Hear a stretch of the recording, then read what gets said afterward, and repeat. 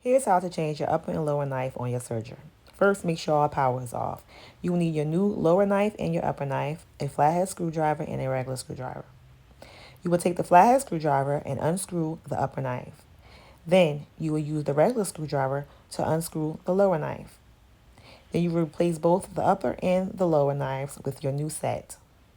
Once complete, give yourself a practice serge and you're done. Happy sewing!